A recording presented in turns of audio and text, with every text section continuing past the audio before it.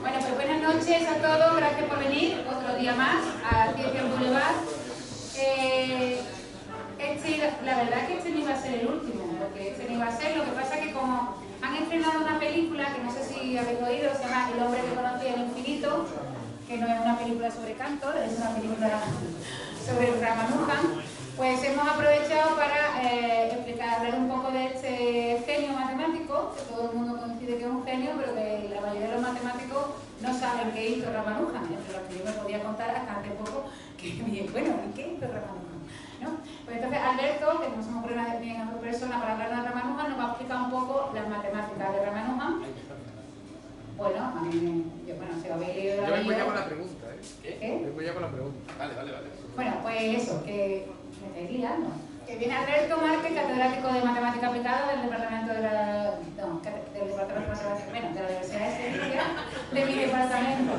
Es mi director de tesis, tenemos unos hijos en común y esas cosas, y aparte, esas cosas, una hipoteca, y aparte, que eso une más, y aparte, pues, es un gran, ¿cómo se dice? Speaker, charla, conferenciante, y nos va a hablar de Ramanujan. Os recuerdo, ya lo dejo, que hable de Ramanujan. Os recuerdo que, o sea, os digo, no os recuerdo, os anuncio que queda un Ciencia en Boulevard que ya íbamos a terminar, pero que tenemos la suerte de que Francisco Villatoro, que es un gran divulgador de física, Francis, de la Mura Francis, está en Sevilla la semana que viene. Como no tenemos nunca dinero, pues hemos aprovechado que está aquí para invitarnos al Boulevard a dar una charla y va a hablar sobre la física de la película Interstellar.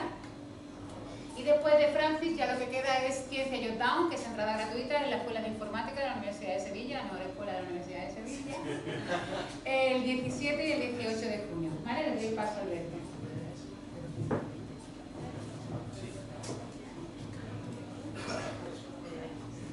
Muchas gracias, Clara, por la presentación.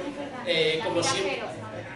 Bueno, y me recuerda, Clara, que os recuerde que se ha ido el sonido, ¿no? No, está bien. ¿Se ha ido el sonido? No.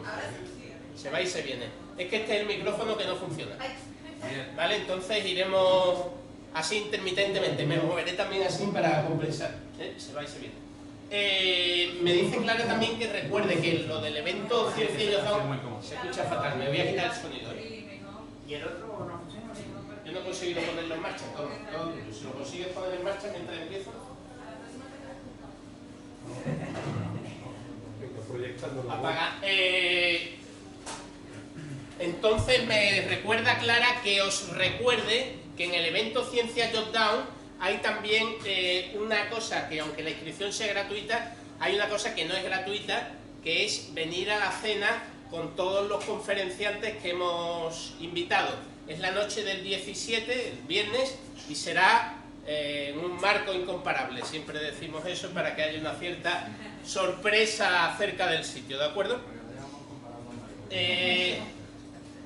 Como dice Clara, habrá que buscar una vez a alguien que diga, mira, este es un marco comparable, ¿no?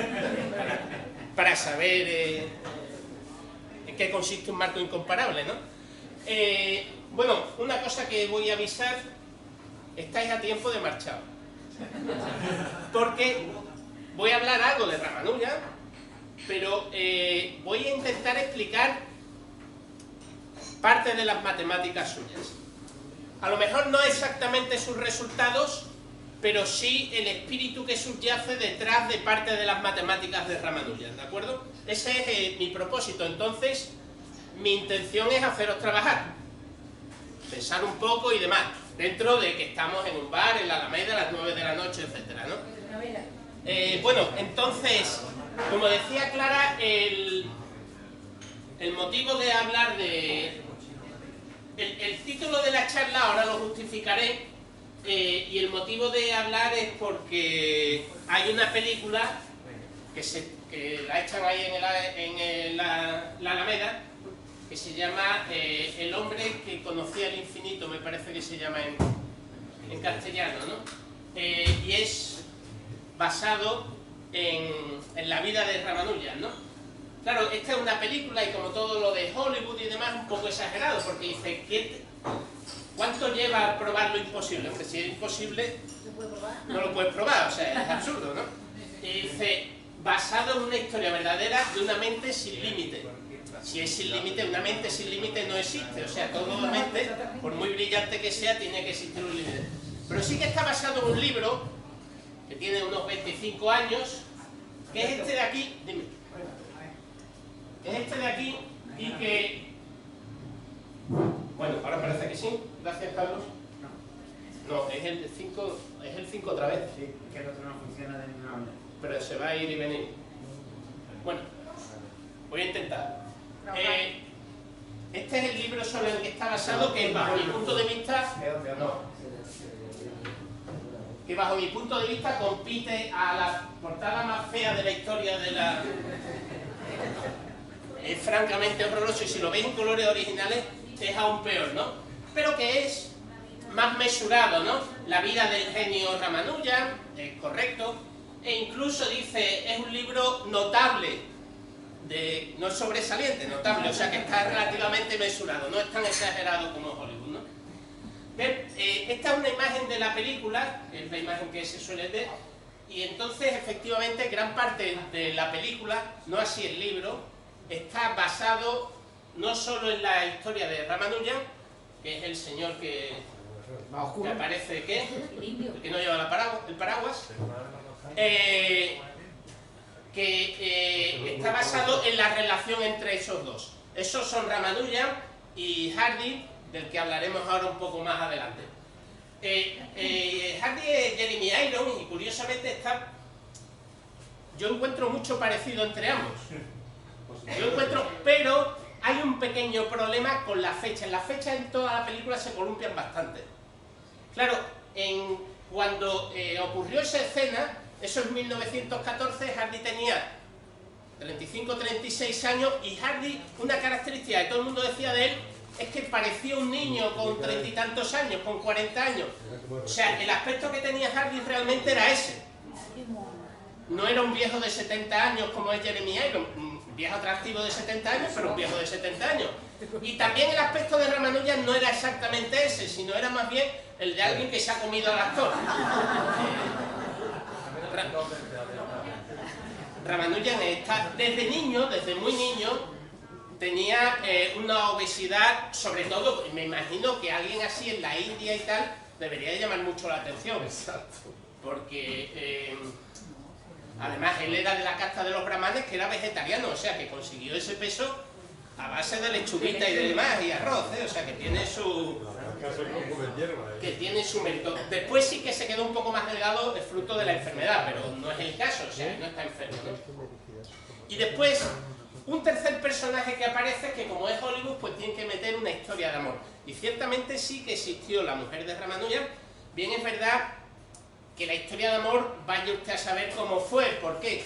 Porque él no conocía a su mujer cuando se comprometió con ella, fue un matrimonio de conveniencia, y cuando se casaron su mujer acababa de cumplir 10 años. Entonces, esa historia de amor apasionada que se ve en la película, apasionada regular, porque tampoco es una película muy apasionada, pero que intenta ser apasionada, realmente no existió, aunque sí que es verdad que cuando Ramanujan volvió a la India, que ya era algo mayor, sí que parece ser que se tenían cuanto menos cierto afecto y cariño, ¿no? Y la historia, lo que sí es cierto en la película es que la madre de Ramanujan era una persona muy dominante, muy tirana, y eso parece ser que sí que corresponde con la realidad y que tenía mucho enfrentamiento con ella. Una cuestión curiosa es adelantar, pero está en la historia. Ramanujan murió en 1920, a principios de 1920. Y esta fue su viuda, que nunca se volvió a casar por respeto al matrimonio y tal. ¿Y en qué año murió ella? Yo lo sé. En el año 1994. Ya. Fue viuda durante 74 años. O sea, fue la viuda, ¿no? Tenía así. Si buscáis en la Wikipedia la entrada viuda, aparece una foto de ella, seguro, vamos. Bueno, y entonces, como dije, iba a intentar hablar de las matemáticas de Ramanujan. Entonces, las matemáticas de Ramanujan, en muy buena medida, vinieron determinadas por dos cosas. Una es sus libros de notas, de los que casi no hablaré, y otra es una carta que escribió a Hardy. En realidad, no solo le escribió a Hardy, sino que le escribió a otros matemáticos también ingleses, pero Hardy fue el primero que le hizo caso. Y esta es una de las páginas originales de esa carta, donde, como veis, aparecen, no hace falta leer lo que pone, pero sí que continuamente aparecen fórmulas. Y fórmulas donde además, al final de muchos de los términos de la igualdad aparece un simbolito, el AND de los ingleses y una C. Eso significaba puntos suspensivos. Entonces, estos son fórmulas acerca todas de series infinitas, sumas infinitas de números.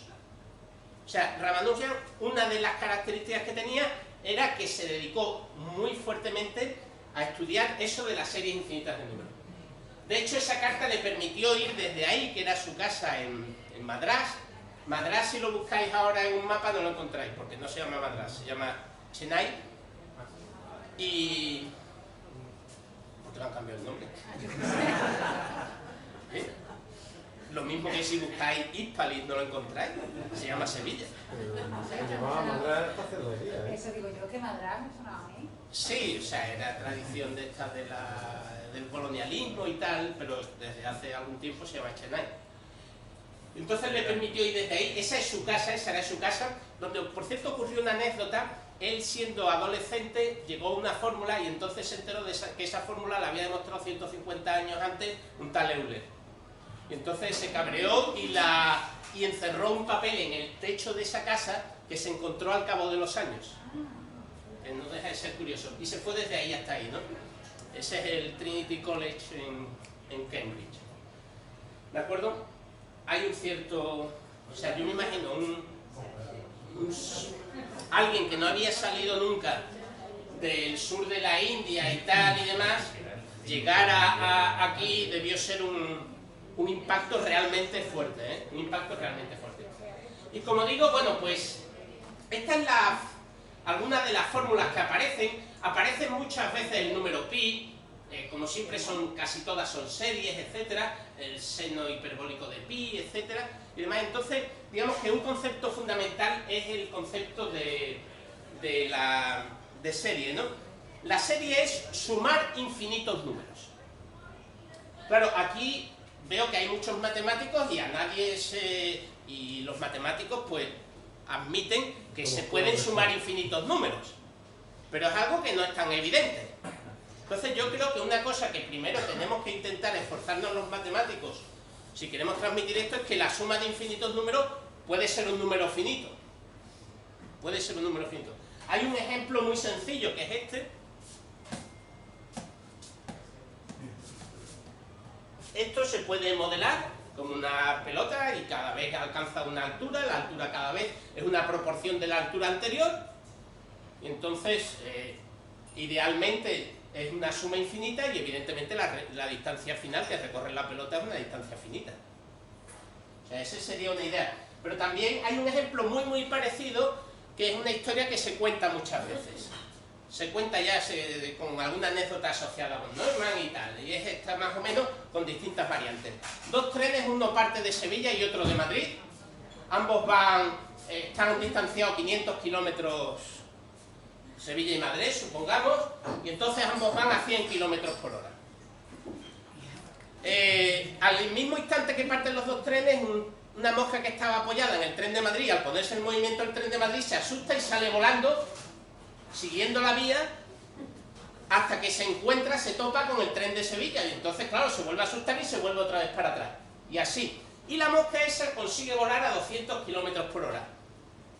He estado mirando y parece ser que el récord que se tiene de las moscas hasta ahora es alrededor de 3 kilómetros por hora, o sea que ya es mucho suponer. Es mucho suponer. ¿Eh? Bueno, pero vamos a ver. El matemático es aquel que dice sea S una vaca esférica y tal, ¿no? O sea que no es eso ningún problema. Entonces, claro, la mosca va oscilando entre el tren de Madrid y el tren de Sevilla, que cada vez se van acercando hasta que los 2 trenes chocan y trágicamente aplastan a la mosca. Entonces, claro, lo que se pregunta un matemático, ¿qué es en esta circunstancia? pues no cuántas personas han muerto, no sé cuántos, sino lo que de verdad nos preocupa es cuál es la distancia que ha recorrido la mosca hasta ser aplastada. Eso es lo que me preocupa, ¿no? Porque, bueno, lo otro, pero una mosca que vaya a 200 kilómetros, que vaya oscilando, que vuelva, eso es realmente insólito. Por desgracia, accidentes de trenes ocurren.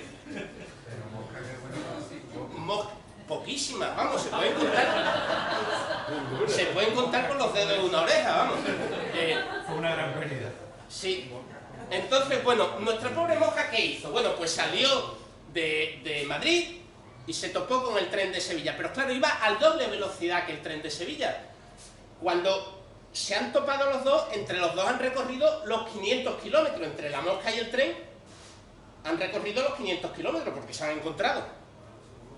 Claro, pero claro, como la mosca ha recorrido, va al doble de velocidad, recorre el doble de distancia.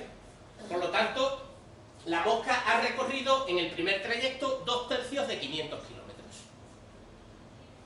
¿Vale? ¿Qué? Hasta ahí sí. Y ahora vuelve. Pero claro, cuando vuelve, está en un punto que está a 1/3 de Sevilla. Pero el tren que viene de Madrid está ya a 1/3 de Madrid. Luego la distancia que queda entre los dos es 1/3. Y ahora recorre 2/3 de ese 1/3. Por lo tanto, el segundo trayecto es 2/3 de 1/3 de 500. Dicho de forma más simplificada, 1/3 de la primera distancia que hemos calculado. Y se puede seguir aplicando ese razonamiento para ver que se ha colgado el ordenador. Ahora no. Que el tercer trayecto es 1/3 de la segunda distancia, que es lo mismo que 1/3 al cuadrado de la primera distancia, etcétera, etcétera, etcétera. Entonces el trayecto total sería 2/3 por 500 por 1 más 1/3 más 1/3 al cuadrado más 1/3 al cubo, etcétera, etcétera, etcétera. Y ahí pongo los puntos suspensivos y eso significa que estoy sumando infinitos números. Vale, ¿eso es finito o es infinito? Hombre, lo bueno de esto es que lo podemos pensar de otra forma. Vamos a ver, olvidémonos de la mosca. Por un momento, enseguida vuelvo a ella, ¿eh? No, nadie se alarme. Por un momento nos olvidamos de la mosca y me concentro en los dos trenes. Los dos trenes van a 100 kilómetros por hora y chocan.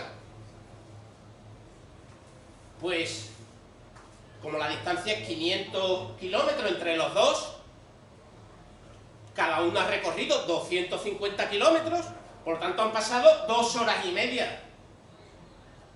Pero como la mosca vuela a 200 kilómetros por hora, en 2 horas y media, ¿qué recorre la mosca? 500 kilómetros. Entonces, con un razonamiento muy sencillo, hemos llegado a la conclusión de que la mosca ha recorrido 500 kilómetros, olvidándonos de sumas infinitas. Luego hemos hecho el canelo antes.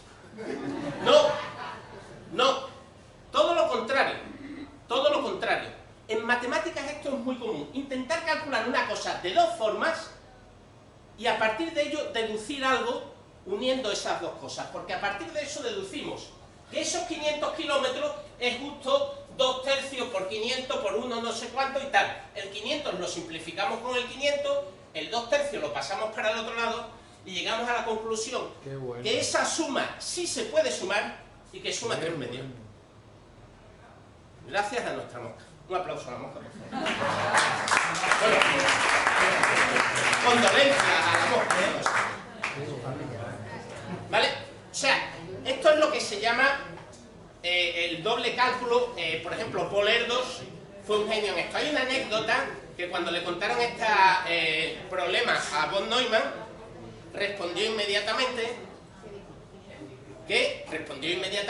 y dice, hombre, ¿ya sabías esto? Y dice, no, he calculado la serie. He sumado la serie. Que era una suma de una serie realmente sencilla. No es, hay una fórmula que te da la suma de la serie esa, porque es una serie que llamamos geométrica y tal, y es muy fácil de calcular. Lo saben, deberían saberlo los alumnos de bachiller y demás. ¿De acuerdo? Pero en cualquier caso, este razonamiento para llegar a esa suma es interesante porque se puede aplicar variando ahora las distancias, variando las velocidades y se puede llegar a muchas conclusiones similares. Bien, entonces ya digo que aquí lo principal es que tiene sentido sumar cantidades y que me dé una cantidad finita. Bien es verdad que aquí hay una característica muy especial. Muy especial, que es que esos números cada vez van siendo más pequeños. O sea, 1 es un número el que sea, un tercio es más pequeño, un tercio al cuadrado es mucho más pequeño que un tercio al cubo mucho más pequeño, etcétera, etcétera.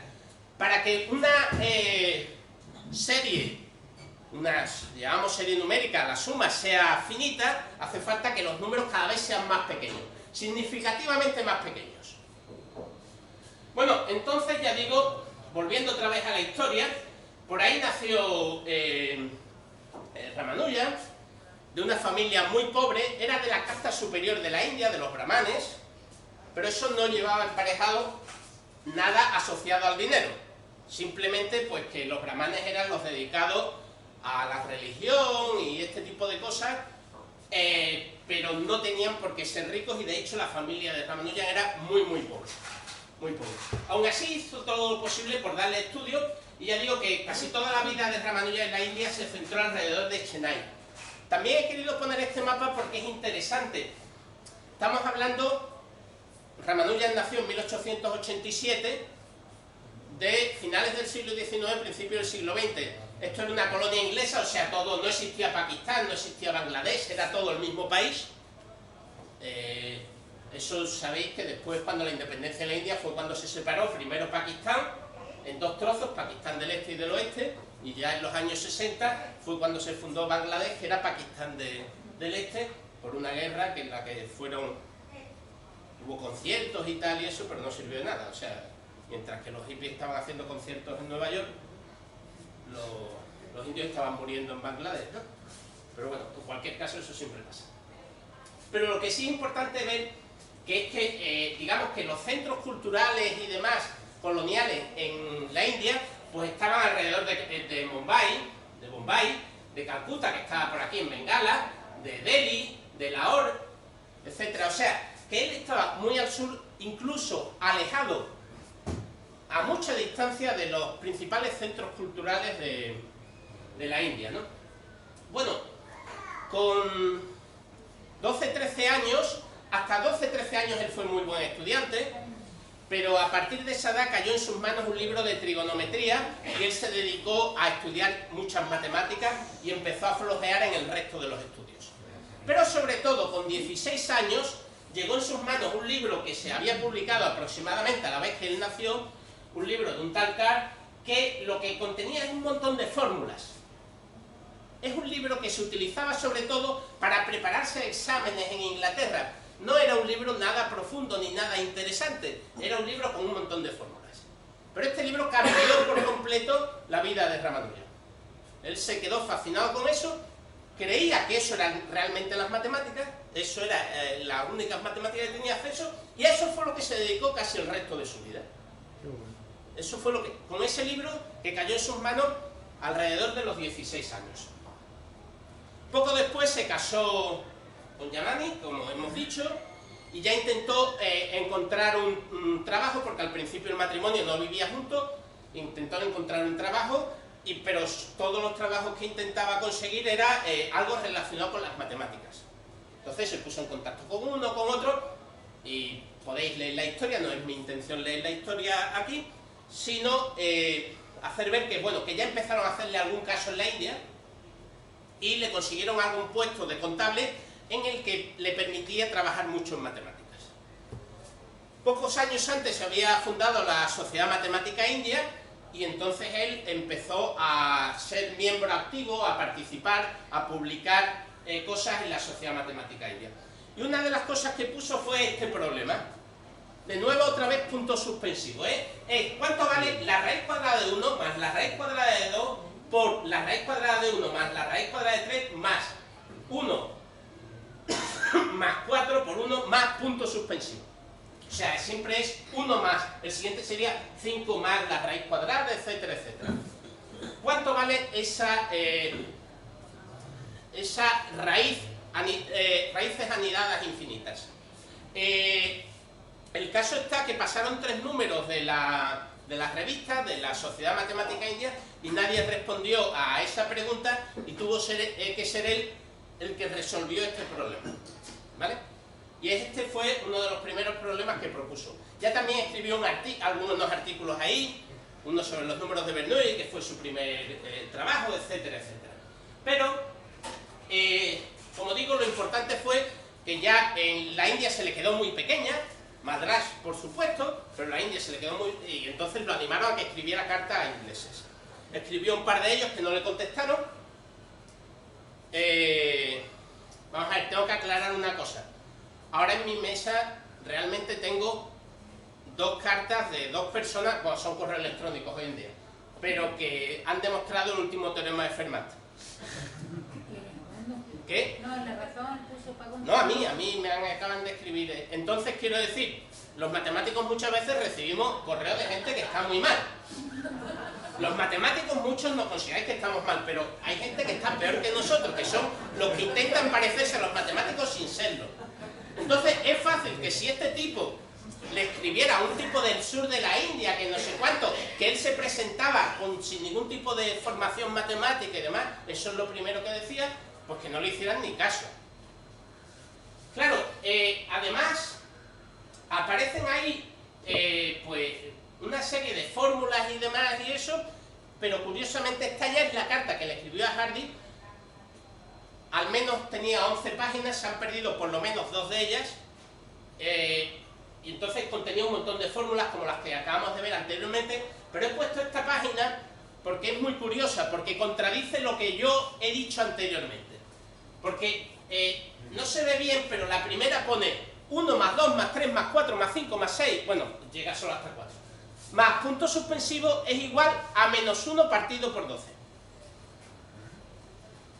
A menos 1 partido por 12. Hardy lee eso y no tira la carta a la basura. Tiene su mérito. Por parte de Hardy. O sea, Hardy era una persona que era considerado la élite de la élite en matemáticas, era fellow en el Trinity College, era también de origen humilde, sus padres, sus abuelos habían sido panaderos, sus padres ya habían subido a maestros de escuela, pero él había estudiado ya en una de las escuelas privadas más elitistas de la, perdón, escuelas públicas más elitistas de Inglaterra. Escuelas públicas, para los que estéis familiarizados con el sistema inglés, significa privada. Pero le llaman así, le llaman public school, ¿vale? Los ingleses son así. Entonces él estuvo en Winchester, que es una de las 3 más elitistas que hay, y después estudió en Cambridge, en el Trinity College, donde ya se quedó para siempre. No, para siempre no, tuvo una pequeña tiempo en Oxford. Pero entonces llegó esto, y todos destacan, todos los libros, que esto le tenía que haber llamado mucho la atención a Ramanujan, y yo creo que no le tuvo que llamar tanto, perdón, a Hardy, que no le tuvo que llamar tanto la atención. Que no le tuvo que llamar tanto la atención porque yo creo que a Hardy esa fórmula le tenía que sonar a algo. Tenía que sonar a que el tipo que le estaba escribiendo no era ningún majareta. Aunque ahora mismo, con todo lo que yo he dicho, el tipo era un majareta. ¿Por qué? ¿Qué sentido tiene sumar 1 más 2 más 3 más 4 si son números cada vez más grandes? Eso va a sumar infinito. Bueno, nos olvidamos y me voy otra vez al Euler de antes, 1750 o por ahí, que se dedicó a estudiar números primos y cosas de ese estilo. Fue el primero, estudió de todo, perdón, Euler estudió de todo. Pero empezó a estudiar una función que era también una suma infinita, muy parecida a la de la mosca.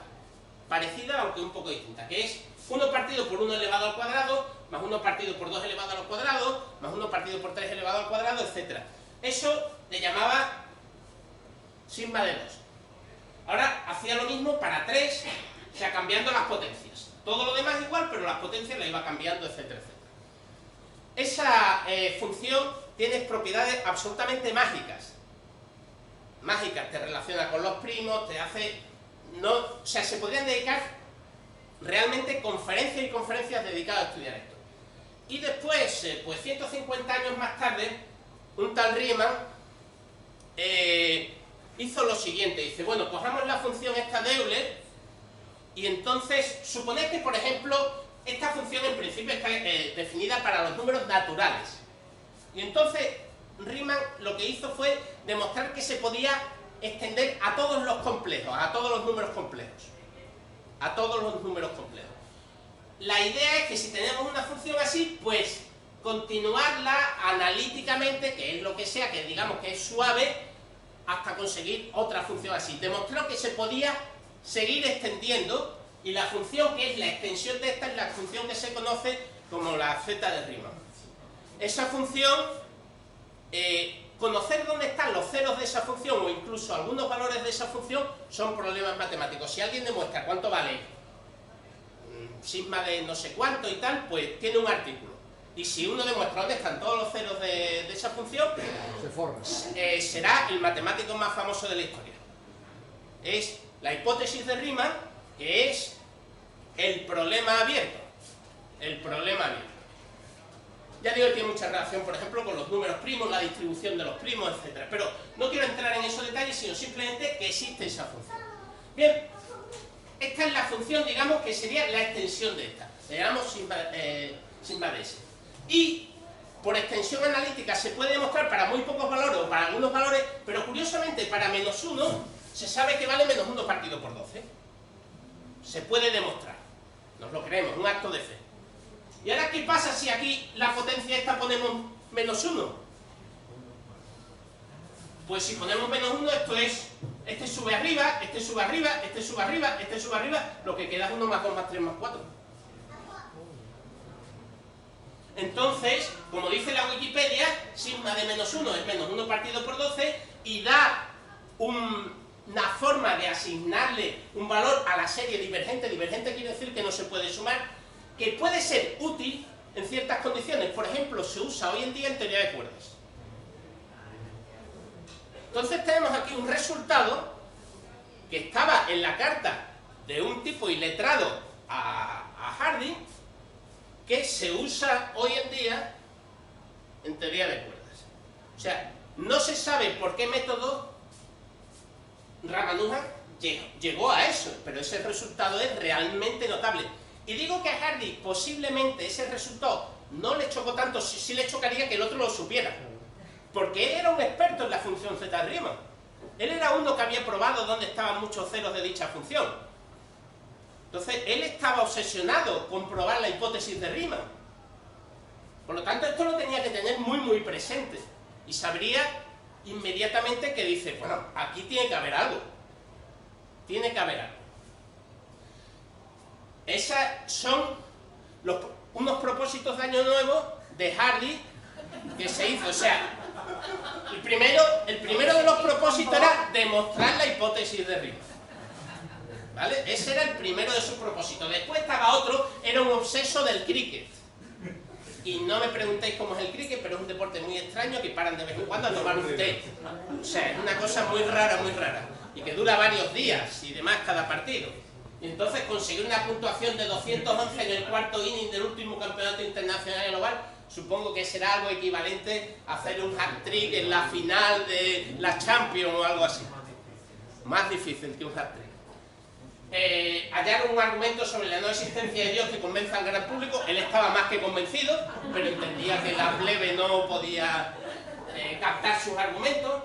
Ser proclamado primer presidente de la Unión de Repúblicas Socialistas Soviéticas de Gran Bretaña y Alemania, y matar a Mussolini, al cual le tenía una especial limpieza. Bueno, como se observa, si no, no va a tener el propósito de matarlo, si no le cae mal, vamos. Bien. Voy a volver un poco atrás, voy a ir un poco hacia adelante en el tiempo. Ya Ramanujan se traslada a Inglaterra y empieza a trabajar con Hardy. Modifica mucho la investigación de Hardy. Hardy sobre todo había trabajado mucho en cuestiones de análisis y demás. Él y Littlewood. Bohr decía, Inglaterra tiene 3 grandes matemáticos: Hardy, Littlewood y Hardy-Littlewood, porque trabajaban mucho en común, ¿no? Entonces tuvieron más de 100 artículos juntos y casi no se hablaban, se vivían casi puerta con puerta, pero llamaba uno a su criado, escribía una postal y se la mandaba al otro, y así era como se trataban. Decía que gracias a eso habían podido soportarse el uno y el otro tantos años, ¿no? Por cierto, Littlewood, que también sale en la película, aparece como una persona muy mayor y tenía casi la edad de Ramanujan, tenía 26, 27 años en esa época. Y aparece como un señor, bueno, no muy mayor, como 50 y tantos años, una cosa. Un niño. Bien, entonces parece que vamos a bajar un poco el nivel. Estábamos hablando de suma infinita y bajo de pronto a sumar 1 más 1, ¿eh?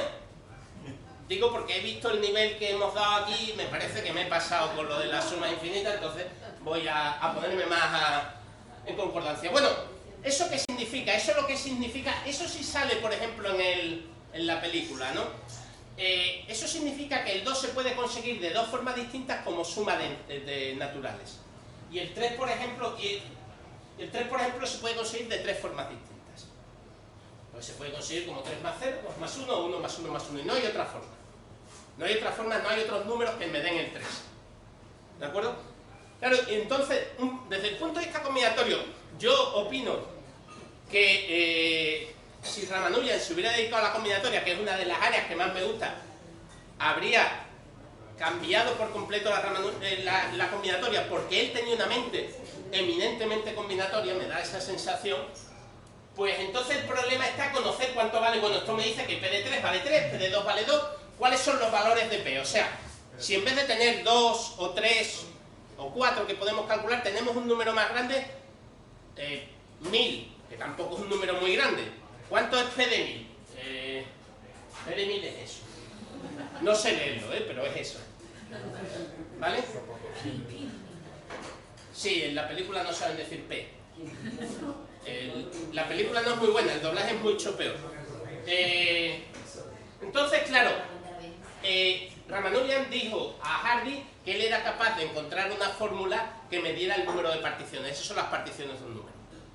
Ese era un problema que se consideraba absolutamente insoluble. Él no se refería a encontrar exactamente el número de particiones, sino dar fórmulas que se aproximara mucho al número de particiones. Y efectivamente consiguieron. La mayoría de los trabajos conjuntos entre Hardy y Ramanujan son sobre este problema. Son sobre este problema. Ramanujan tampoco publicó tanto, publicó 30 y tantos artículos. Murió joven. Y fue muy prolífico durante el tiempo que vivió.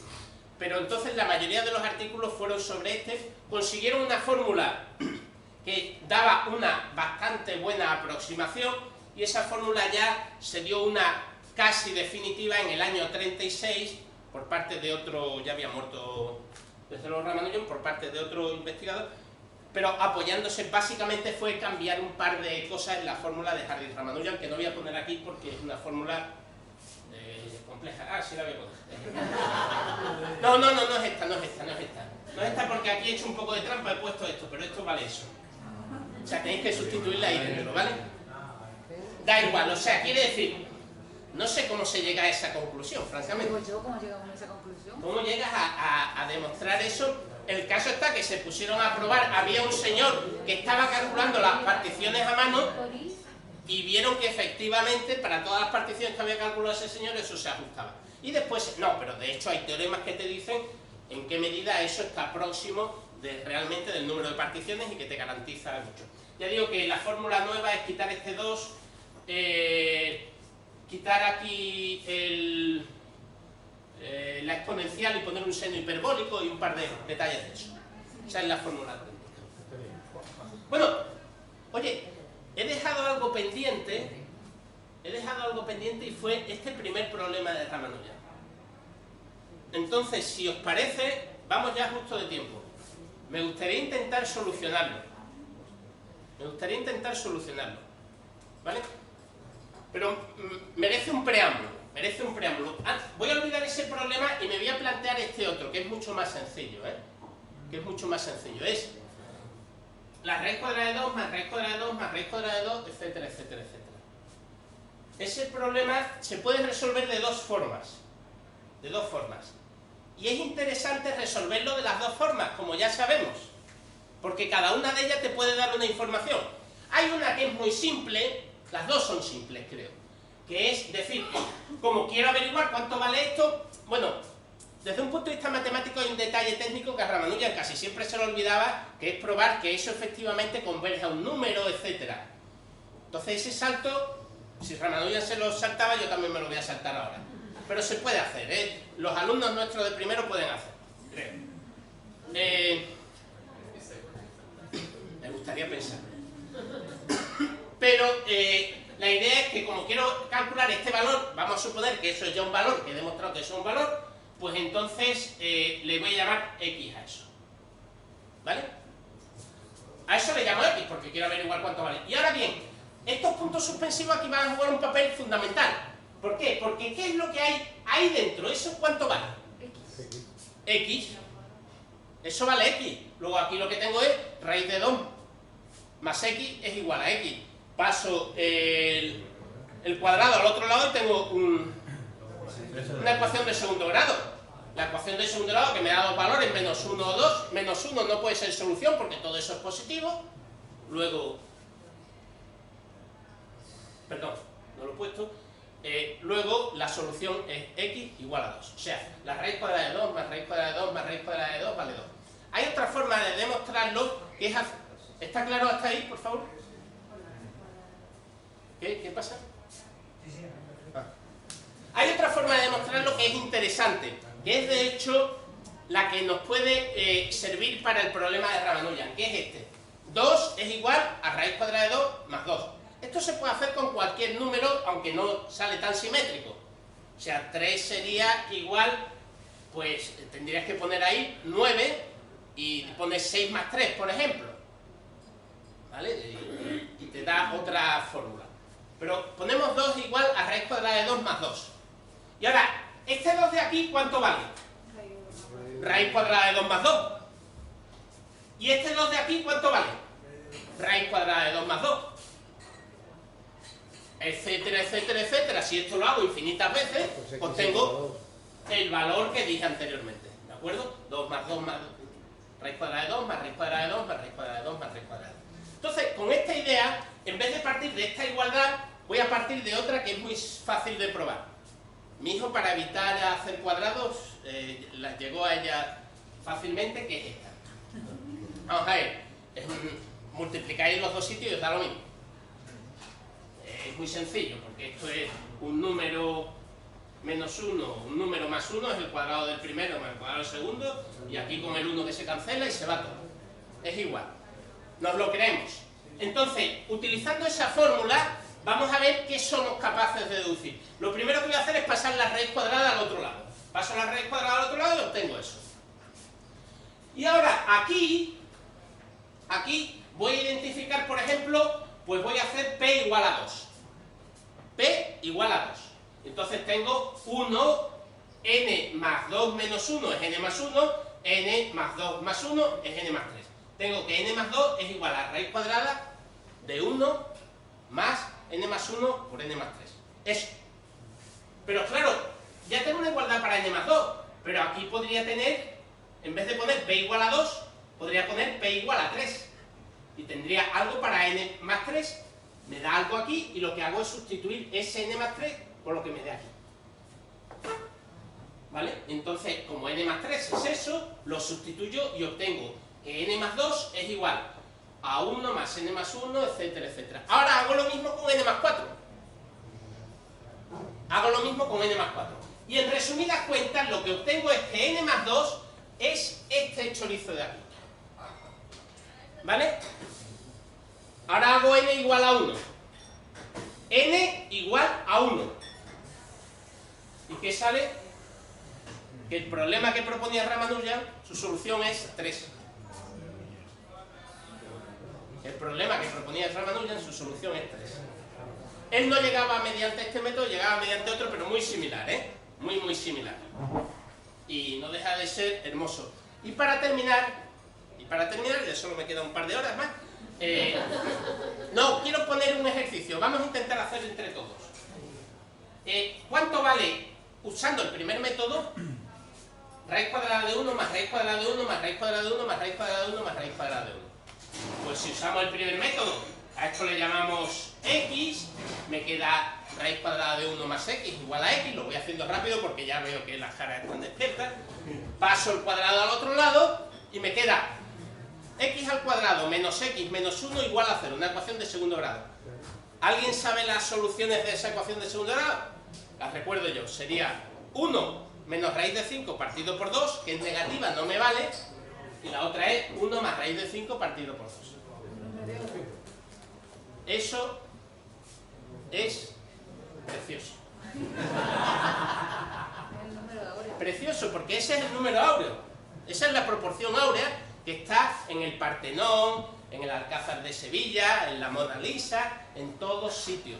En nuestras tarjetas de crédito, si cogemos una tarjeta de crédito, no miréis el número, dividimos esta longitud por esta, me sale 1 más raíz de 5 partido por 2. En multitud de sitios. Entonces, simplemente, pues, mediante esa fórmula, de nuevo, también obtenemos la proporción áurea, el número de oro, el número dorado, como queramos llamarle. ¿De acuerdo? Bueno. Muchas gracias.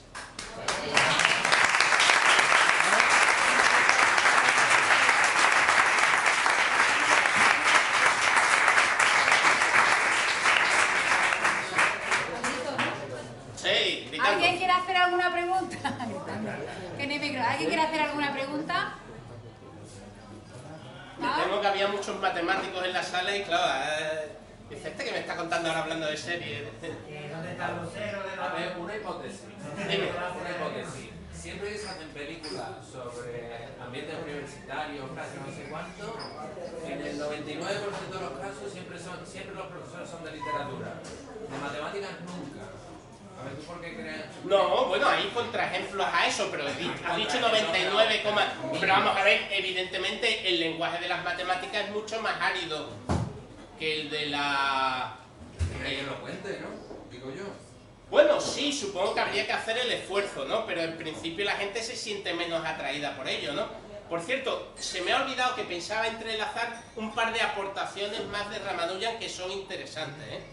Una es que, como estaba muy interesado en las series, dio una serie que permitía el cálculo de pi de forma muy interesante, porque digamos que convergen muy rápidamente, que con poco sumando se obtienen muchos valores reales de pi.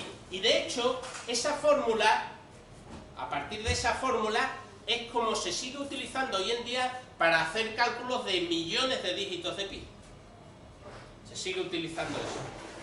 Y después también, la última carta que le escribió, bueno, él enfermó, no se sabe muy bien de qué, o sea, fue diagnosticado de tuberculosis.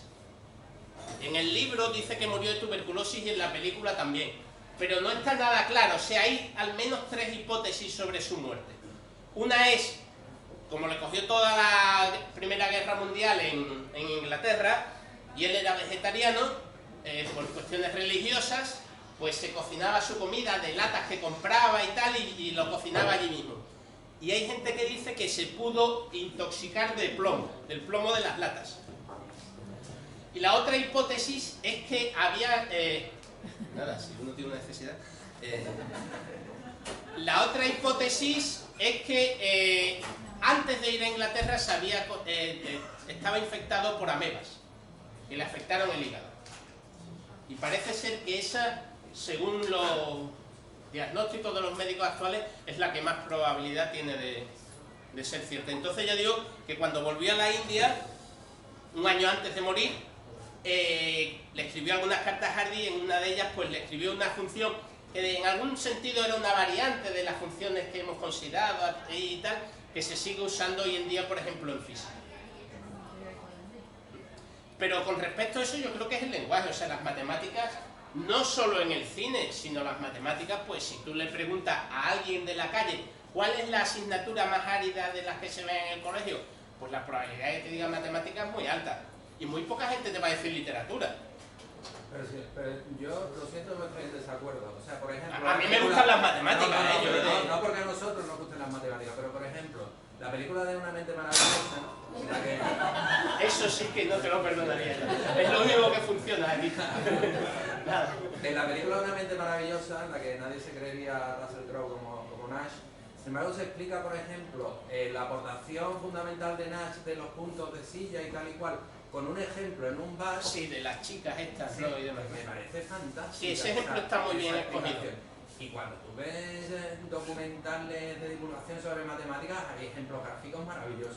Es una cuestión de narrativa. Aquí se habla un poco de lo de la partición, pero no se habla de nada más.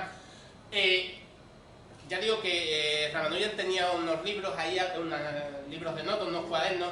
En principio tenía dos, después apareció un tercero y en el año 70 y tantos, me parece, o 80 y tantos, 90 y tantos, apareció un cuarto libro. Un cuarto libro de notas de Ramanujan. Y entonces en la película sí que salen los libros de notas y aparece un dibujo de Ramanujan que es una aproximación a la cuadratura del círculo. Aparece durante un instante, pero es un dibujo real de Ramanujan que es una aproximación a la cuadratura del círculo que está relacionada con la aproximación de pi que acabo de comentar, que a lo mejor podría haber dado juego porque todo el mundo entiende lo que es pi. Tú puedes explicar lo de la cuadratura del círculo, que podría haber dado juego como un cierto hilo argumental también, ¿no? Y de hecho esa fue la única publicación de geometría que tuvo. Por ejemplo, esa función para el cálculo de pi la utilizaba Marcos de Satois en un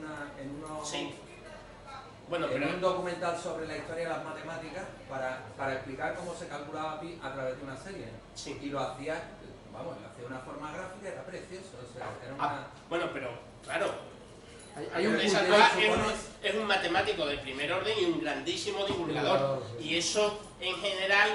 de todas maneras, se supone que hay un culpable, ¿no? Que es Cartier, en que las matemáticas no le gustan a nadie, ¿no? Bueno, pero antes y después... Aquí también tiene... Sí, Cartier era Bourbaki también, ¿no? Sí, pero todos ellos.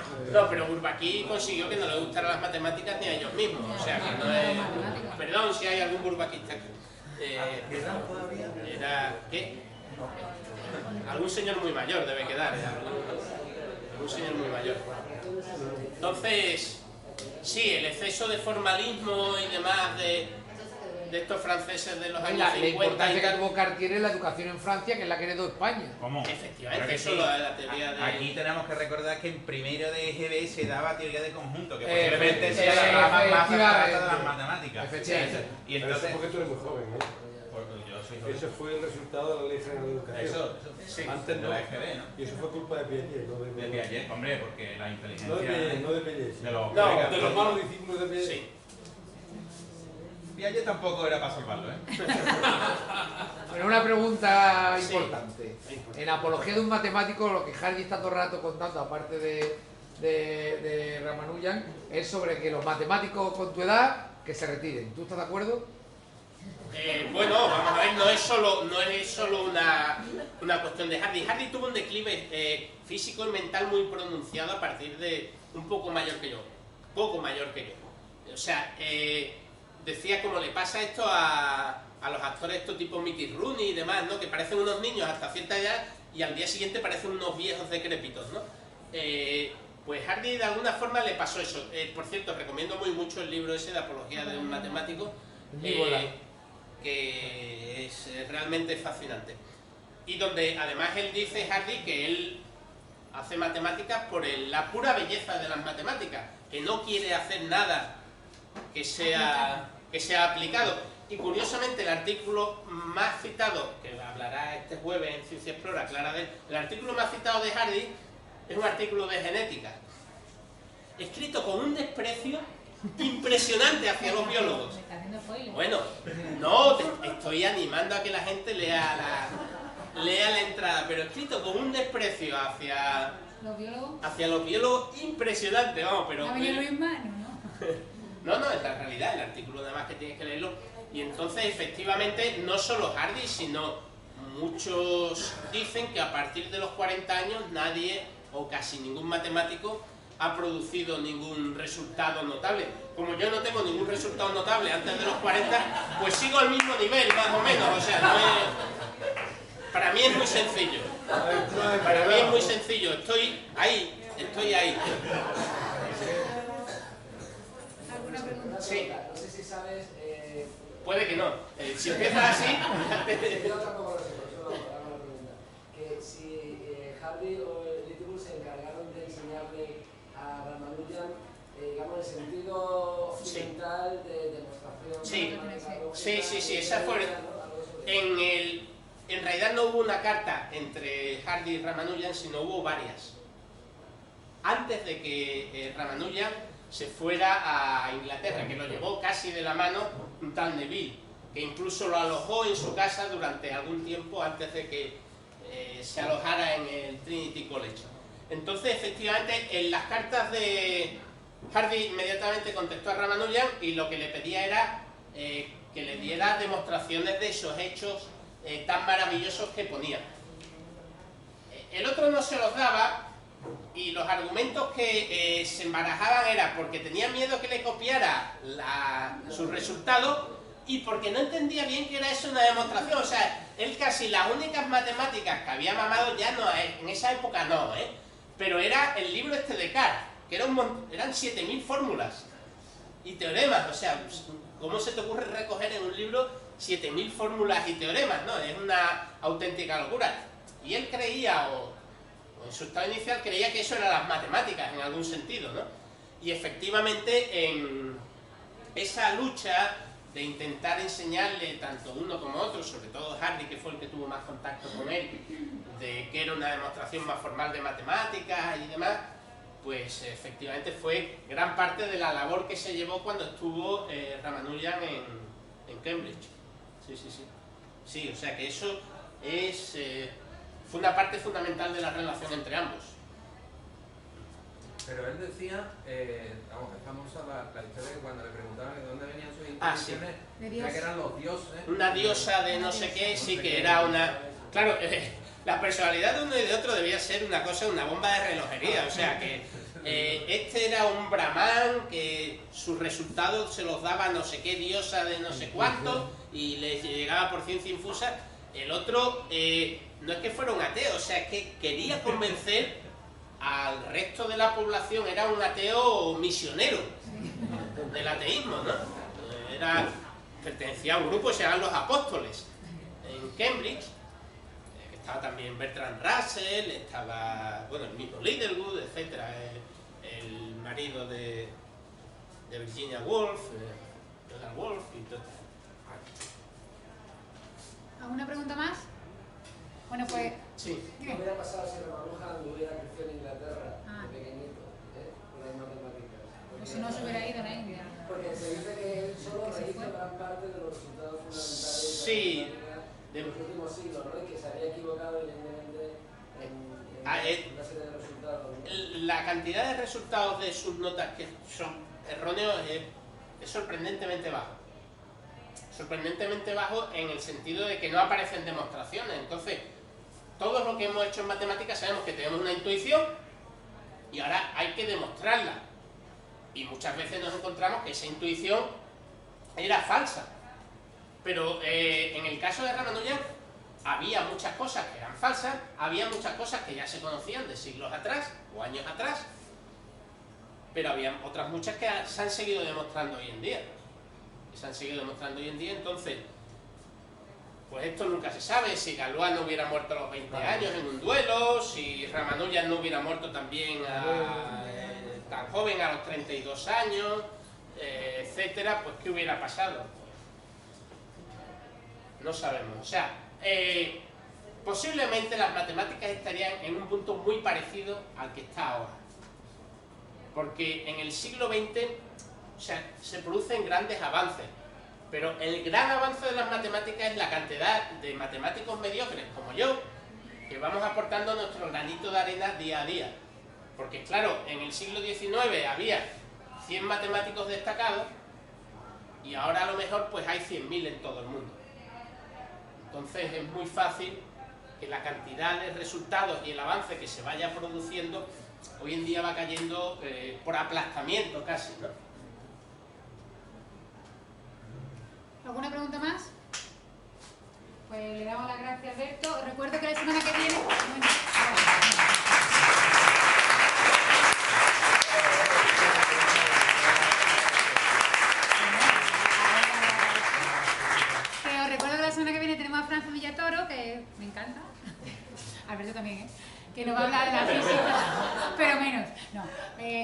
no, que es un personaje que hay que conocer, que nos va a hablar de la física interestelar, y si no, pues el 17 de junio en la Escuela de Informática pues empezamos Ciencia Utah, ¿vale? Gracias.